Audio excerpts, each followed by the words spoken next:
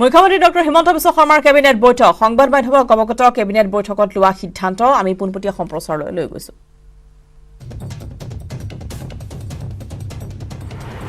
আমাৰ হায়াৰ ছেকেণ্ডেৰীৰ চূড়ান্ত বৰ্ষ, ডিগ্ৰীৰ চূড়ান্ত বৰ্ষ আৰু বিশ্ববিদ্যালয়ৰ প্ৰাক স্নাতক চূড়ান্ত বৰ্ষৰ শ্ৰেণীসমূহ আৰম্ভ হ'ব।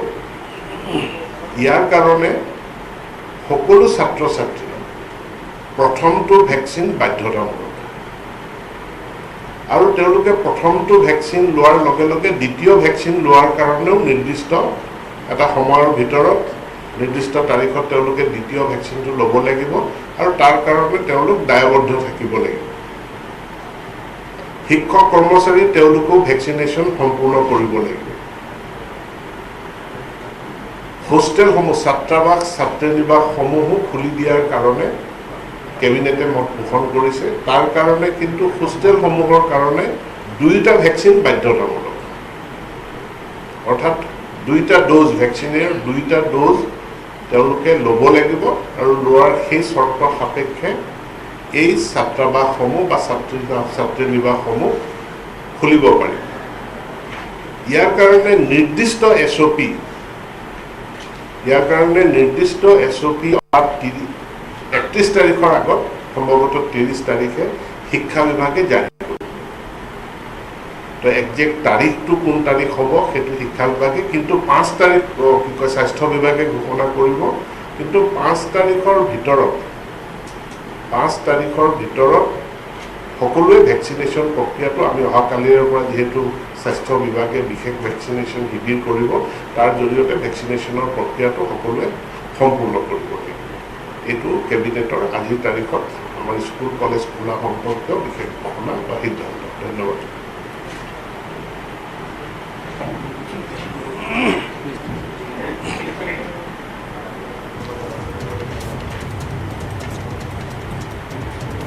আছিলে জনতা ভৱনৰ পৰা পোনপটীয়া সম্প্ৰচাৰ আৰু ইতিমধ্যেই স্কুল কলেজসমূহ খোলাৰ সন্দৰ্ভত ইতিমধ্যে শিক্ষামন্ত্ৰীগৰাকীয়ে সেয়া সংবাদ মাধ্যমৰ জৰিয়তে ব্যক্ত কৰিছে। আৰু বিশেষকৈ আমাৰ জনস্বাস্থ্য কাৰিকৰী বিভাগৰ 3টা ডিভিজন আমাৰ পূৰ্বতে নাছিলে। আমাৰ মাজুলী জিলা ঘোষণা কৰা হৈছিলে 2016 চনতে। তাতো আমাৰ পাব্লিক হেল্থৰ ডিভিজন নাছিলে। ঠিক তেনেকুৱাকৈ চাউথ চালমাৰা মানকাছাৰৰ ওপৰত 2016 চনতে স্থাপিত হৈছিলে, যদিও জনস্বাস্থ্য কাৰিকৰী বিভাগৰ কোনো ডিভিজন নাছিলে। আৰু 2021 চনত বজালী জিলা ঘোষণা কৰা হোৱাৰ পিছতো তাত কোনো পাব্লিক হেল্থৰ ডিভিজন নাছিলে। আজিৰ কেবিনেটে মাজুলী, বজালী আৰু চাউথ চালমাৰা আমাৰ জনস্বাস্থ্য কাৰিকৰী বিভাগৰ 3টা সংমণ্ডল নতুনকৈ খোলাৰ কাৰণে আজি অনুমোদন জনাইছে। আৰু এই অনুমোদন হোৱাৰ ফলস্বৰূপে আমাৰ প্ৰায় 93টা বিভিন্ন তাত এক্সিকিউটিভ ইঞ্জিনিয়াৰ হওক বা একেবাৰে চতুৰ্থ বৰ্গৰে হওক 93টা পোষ্টৰ কাৰণে ইতিমধ্যে যাৱতীয় প্ৰস্তুতিৰ কাম কাজ হৈছে। আৰু মাজুলীৰ কাৰণে তাত এতিয়া ডিভিজনৰ হেডকোৱাৰ্টাৰ হ'ব কমলাবাৰী, বজালীৰ কাৰণে হ'ব পাঠশালা আৰু চাউথ চালমাৰা মানকাছাৰ জিলাৰ কাৰণে হ'ব আঠচিনিমাৰী। আৰু তাত এই কাৰ্যালয়সমূহ নতুনকৈ আৰম্ভ হোৱাৰ পিছত এতিয়া তাত যিসমূহ SDO অফিচ আছে, SDO অফিচতো আমি এতিয়া তাত ডিভিজনৰ কাম কাজ আমি আৰম্ভ কৰিম। আৰু এইটো কৰাৰ ফলস্বৰূপে যি জলজীৱনৰ কাম ইতিমধ্যে আমাৰ যি গতিত গৈ আছে সেই গতি পুনৰ বৃদ্ধি হ'ব বুলি আমি আশা ৰাখিছোঁ। আজিৰ কেবিনেটত এই বিভাগ সম্পৰ্কত এইখিনি আজি সিদ্ধান্ত গ্ৰহণ কৰা হৈছে। ধন্যবাদ।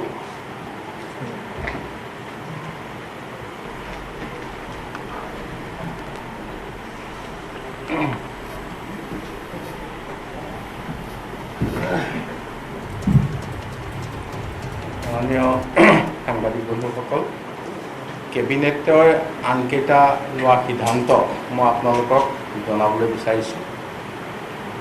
আজি কেবিনেটে এটা সিদ্ধান্ত গ্ৰহণ কৰিছে।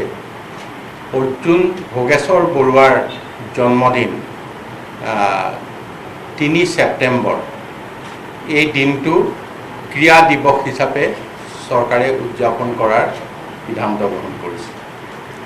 আৰু তাৰ লগতে এতিয়া যি ক্ৰীড়া পেঞ্চন 8,000 টকা আছিল তাক কেবিনেটে 10,000 টকালৈ ক্ৰীড়া পেঞ্চন বৃদ্ধি কৰিছে আৰু যিসকলক এককালীন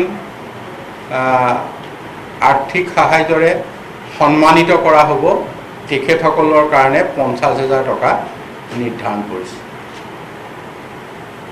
আৰু এইবাৰ এটা কথা আমি সিদ্ধান্তলৈ আহিছোঁ যিসকলে নেশ্যনেল খেলিছে যিসকলে এছিয়ান গেমছ খেলিছে যিসকলে কমনৱেলথ খেলিছে যিসকলে অলিম্পিক খেলি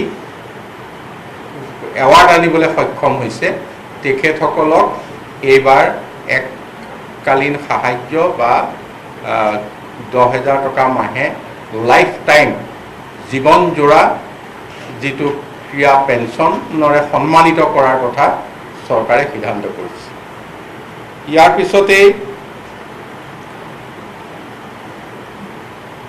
আনটো সিদ্ধান্ত হৈছে আমাৰ জিলাৰ উপায়ুক্তসকলক আমি এটা বিষয়ত কিছু ক্ষমতা প্ৰদান কৰিবলৈ আমি আজি সিদ্ধান্ত লৈছোঁ সেইটো হৈছে জিলাৰ ভিতৰতে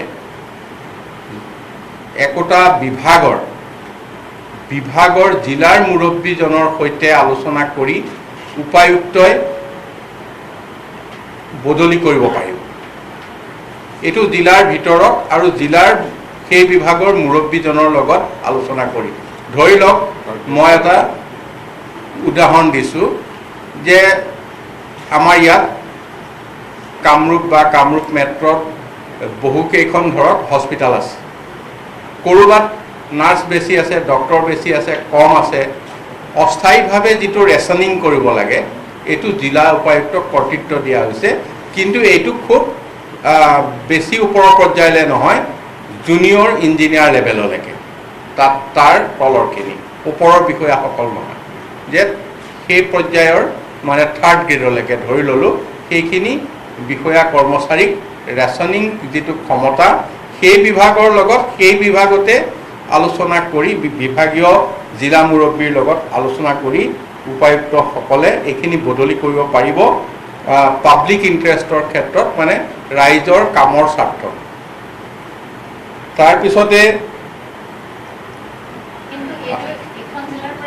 নহয় জিলা উপায়ুক্তৰ কৰ্তৃত্ব নিজৰ জিলাৰ ভিতৰত আৰু সেই বিভাগৰ যিজন জিলা মুৰব্বী থাকে তেখেতৰ লগত আলোচনা মৰ্মে এইখিনি কৰিব পাৰিব তাৰপিছতে আজি আৰু এটা সিদ্ধান্ত গ্ৰহণ কৰিছে যে যিটো আমাৰ ছায়েন্স এণ্ড টেকন'লজি ডিপাৰ্টমেণ্ট আছিল বিভাগ আজি সেই বিভাগটোৰ নতুন নামাকৰণ কৰা হৈছে science technology and climate change science technology and climate change এই বিভাগটোৰ নাম সলনি কৰা হৈছে এইটো কেন্দ্ৰীয় চৰকাৰৰ আৰ্হিত কৰা হৈছে কেন্দ্ৰীয় চৰকাৰত science technology and climate change একেলগে আছে আৰু ইয়াৰ আগতে আমাৰ এই ক্লাইমেট চেঞ্জ বুলি পোনপটীয়া বিভাগ নাছিল ফৰেষ্ট এণ্ড এনভাইৰমেণ্টৰ লগতে ক্লাইমেট চেঞ্জৰ কাম কাজ চলি আছিল এতিয়াৰ পৰা science technology and climate change নামাকৰণ কৰা হৈছে আমাৰ BTADত যি ফ্লাড হৈছে তাৰ কাৰণে আজি মুখ্যমন্ত্ৰী ডাঙৰীয়াই যোগেন মোহন আমাৰ সন্মানীয় মন্ত্ৰী আৰু সন্মানীয় মন্ত্ৰী উৎসৱ ব্ৰহ্ম ডাঙৰীয়াক তৎকালীনভাৱে অহাকালিলৈ ৰাতিপুৱা BTADৰ এই বান পৰিস্থিতি বুজ ল'বলৈ প্ৰেৰণ কৰিছে এতিয়া মই এটা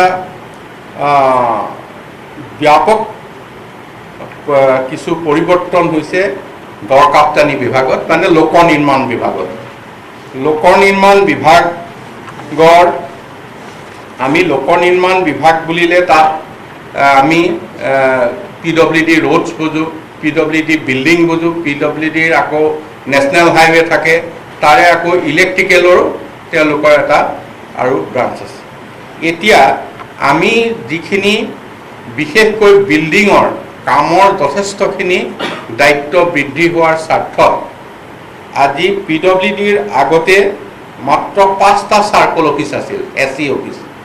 এতিয়া তাৰ লগত আৰু 8টা নতুন চাৰ্কল আজি ক্ৰিয়েট কৰা হৈছে, সৃষ্টি কৰা হৈছে, আৰু সৰ্বমুঠ PWD বিল্ডিঙৰ চাৰ্কল হ'ব 13টা। 13টা ছুপাৰিনটেণ্ডেণ্ট ইঞ্জিনিয়াৰৰ অফিচ হ'ব, 13টা চাৰ্কল হ'ব। ঠিক তেনেধৰণে ইয়াতে আৰু PWDৰ ডিভিজন বিল্ডিঙৰ ডিভিজন আছিল ইয়াৰ আগতে 17টা, আৰু 20টা নতুন ডিভিজন আজি ক্ৰিয়েট কৰা হৈছে। টোটেল PWD বিল্ডিঙৰ ডিভিজন হ'ব 37, 37টা PWDৰ বিল্ডিঙৰ ডিভিজন হ'ব। PWDৰ বিল্ডিঙৰ সাব ডিভিজন আছিল 49, আৰু নতুনকৈ আজি 28 ক্ৰিয়েট কৰা হৈছে, 28টা, আৰু total PWD building sub division হ'ব 77, 77টা। ইয়াক মই কোনকেইটা ডিভিজন বাই নেম কৈ যাবলৈ বিচৰা নাই, কিন্তু মই প্ৰিন্সিপলটো কৈছোঁ যে তিনিটাৰ পৰা 4টা LAC মানে বিধানসভা সমষ্টি, 3টা নিম্নতম, 4টা মানে উচ্চতম। কামৰ যি কামৰ ভিৰটো চাই, যে কামৰ লোডটো চাই, ৱৰ্ক লোড চাই 3টাৰ পৰা 4টাৰ ভিতৰত একোটাকৈ ডিভিজন কৰিবলৈ ঠিক কৰা হৈছে, 3টাৰ পৰা 4টা বিধানসভা সমষ্টিৰ ভিতৰত। আৰু 1টাৰ পৰা 2টা, ক'ৰবাত এটা সমষ্টিতে এটা চাব ডিভিজন, তাত যদি কামৰ লোড বেছি আছে, ঠিক তেনেকৈ বা অতিৰিক্ত 2টাৰ ভিতৰত 1টাৰ পৰা 2টা LAC মিলি তাতে এটা চাব ডিভিজন কৰা হৈছে। ঠিক তেনেকৈ আৰু 1খনৰ পৰা 2খন জিলা, ক'ৰবাত 1খন জিলা, ক'ৰবাত 2খন জিলা মিলি মই যিটো চাৰ্কুলৰ কথা কৈ গ'লোঁ SC অফিচ, সেই চাৰ্কুল কৰা হৈছে। এইটো হৈছে এটা প্ৰিন্সিপল। ইয়াৰ উপৰিও আমাৰ ইলেক্ট্ৰিকেল যিটো ডিভিজন বা চাব ডিভিজন বা হেৰি আছিল, ইয়াৰ আগতে গোটেই অসমত ইলেক্ট্ৰিকেল চাব ডিভিজন মাত্ৰ এটা আছিল, মানে ইলেক্ট্ৰিকেল চাৰ্কল। তাৰপিছতে এতিয়া হয়তো 4টালৈ বৃদ্ধি কৰাৰ কথা চিন্তা কৰা হৈছে, ডিভিজনো 5টাৰ পৰা 8টালৈ কৰা হৈছে, চাব ডিভিজনো 14টাৰ পৰা 17টালৈ। কিন্তু এটা কথা ইয়াতে কেবিনেটে সিদ্ধান্ত লৈছে, ইয়াত কিছু এটা পুনৰ বিবেচনাৰ কথা। পুনৰ বিবেচনাটো হৈছে যে মানে আমি ইয়াত ইলেক্ট্ৰিকেল উইংবিলাক মেইন ষ্ট্ৰীমত আনিব। যদিও এই প্ৰপ'জেলটো আছিল, মই খোলাকৈ কৈছোঁ, মেইন ষ্ট্ৰীম মানে PWD বিল্ডিং ডিভিজন, চাব ডিভিজন, চাৰ্কুলৰ ভিতৰতে ইলেক্ট্ৰিকেল আমাৰ যিখিনি আগৰ চাব ডিভিজন আছিল, সেইখিনি কথা তাত একেলগে মাৰ্জ কৰাৰ কথাটো এক সিদ্ধান্তলৈ আহিছে। আমি ইয়াৰ কাৰণে পোষ্ট ক্ৰিয়েট কৰিব লাগিব। মই কৈ গৈছোঁ যে এডিশ্যনেল চিফ ইঞ্জিনিয়াৰ চিভিল মানে বিল্ডিঙৰ হ'ব 1জন, ছুপাৰিনটেণ্ডেণ্ট ইঞ্জিনিয়াৰ 10জন, ছুপাৰিনটেণ্ডেণ্ট ইঞ্জিনিয়াৰ ইলেক্ট্ৰিকেল 5জন, এক্সিকিউটিভ ইঞ্জিনিয়াৰ চিভিল মানে বিল্ডিং 25জন, এক্সিকিউটিভ ইঞ্জিনিয়াৰ ইলেক্ট্ৰিকেল 9জন, এছিষ্টেণ্ট এক্সিকিউটিভ ইঞ্জিনিয়াৰ চিভিল 63জন, এছিষ্টেণ্ট ইঞ্জিনিয়াৰ ইলেক্ট্ৰিকেল 31। এতিয়া এছিষ্টেণ্ট ইঞ্জিনিয়াৰ চিভিল 192 পোষ্ট নতুন ক্ৰিয়েট হ'ব। বাকীখিনি অন প্ৰমোশ্যন, থকাসকলক প্ৰমোশ্যন দি নিয়া হ'ব। নতুন পোষ্ট ক্ৰিয়েট হ'ব 192। তাৰপিছত ইলেক্ট্ৰিকেলৰ 66 assistant engineer, junior engineer 312, junior engineer civil, junior engineer electrical 90। এইখিনি গোটেইখিনি মিলি ইয়াত আমি 3rd গ্ৰেড আৰু 4th গ্ৰেডটো লিখাই নাই। য'ত যিটো ৰিকুৱাৰমেণ্ট হ'ব 3rd গ্ৰেড 4th গ্ৰেড ইয়াত থাকিব। এইখিনি ইঞ্জিনিয়াৰ টেকনিকেল, তাৰমানে দুটা কথা, কিছুমান অন প্ৰমোশ্যন হ'ব আপ টু SDO, আৰু SDOৰ পিছৰখিনি এছিষ্টেণ্ট ইঞ্জিনিয়াৰ আৰু জুনিয়ৰ ইঞ্জিনিয়াৰ, এইখিনি হেৰি হ'ব টোটেল জুনিয়ৰ ইঞ্জিনিয়াৰ। এইখিনি নতুন পোষ্ট ক্ৰিয়েট কৰিব। হেৰি দিয়ক, হিচাপ দিয়ক। তাৰপিছত এইখিনিত টোটেল সংখ্যাটো মই এতিয়া দি আছোঁ ইয়াৰ পিছত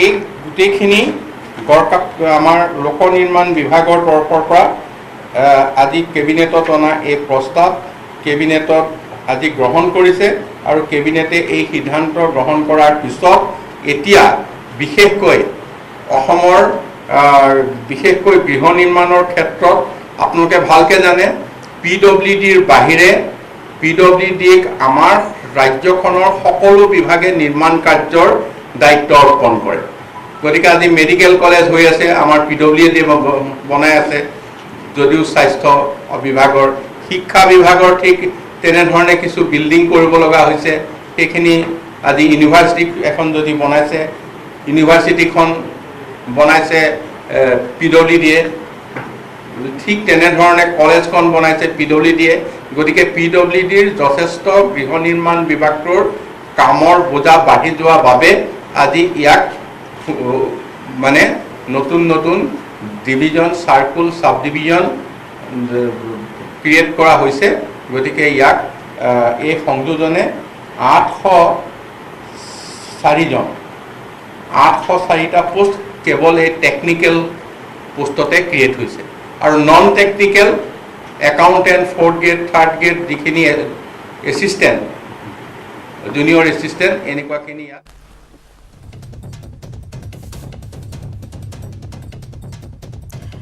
আৰু আজি কেবিনেট বৈঠকত যিসমূহ সিদ্ধান্ত গ্ৰহণ কৰা হৈছে সেই সিদ্ধান্তসমূহৰ বিষয়ে ইতিমধ্যে অৱগত কৰা হৈছে আৰু ইতিমধ্যে দেখিবলৈ পোৱা গৈছে যে 1 ছেপ্টেম্বৰৰ পৰা যিহেতু মহাবিদ্যালয়সমূহ খোল খাব গতিকে সকলোকে টীকাকৰণৰ লক্ষ্য বান্ধি লোৱা হৈছে দুটাকৈ ড'জ ল'ব লাগিব শিক্ষক কৰ্মচাৰীসকলে আৰু শিক্ষা বিভাগে জাৰি কৰিব নিৰ্দিষ্ট SOP সমান্তৰালভাৱে স্বাস্থ্যৰ ক্ষেত্ৰতো বহুকেইটা চাকৰিৰ কথা ইতিমধ্যে উল্লেখ কৰা হৈছে আৰু য'ত ইতিমধ্যে পেঞ্চনৰ কথা উল্লেখ কৰা হৈছে বিজ্ঞান প্ৰযুক্তিবিদ্যা বিভাগৰ নাম সলনি কৰা হ'ব এই ঘোষণা ইতিমধ্যে কি হ'ব কৰিছে